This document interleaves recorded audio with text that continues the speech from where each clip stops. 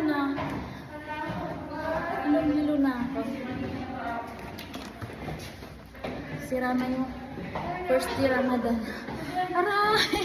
Hindi ko na kaya. Aray!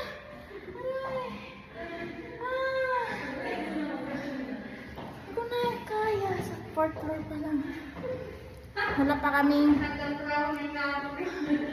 breakfast. Hindi kami naka-breakfast. Hindi kami naka-putor. Tapos pagdating sa bahay, iniwan pa kami ng driver.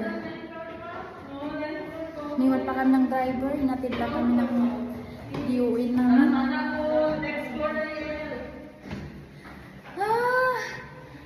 Tapos ganito pang maabutan. Walang elevator. See? Masakit na. Paano naman yung living sa... Tingnan magbukod, malabas na. Sa kabisihan, first day of Ramadan.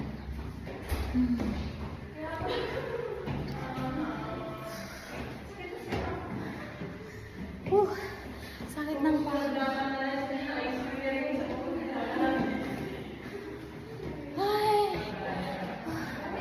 At least nakasurvive dito.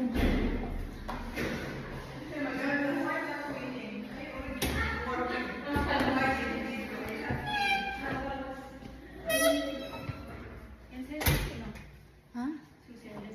Wala, sa'yo. Sa'yo. Nasa first floor pa lang kami, guys. Bye-bye. Nagkakad na mga banat. First day of Ramadan. Oh my God. Bye-bye. First day of Ramadan. Wala pang bus. Hindi walang bus. Sino sa 12? Sa second floor pa lang. My goodness.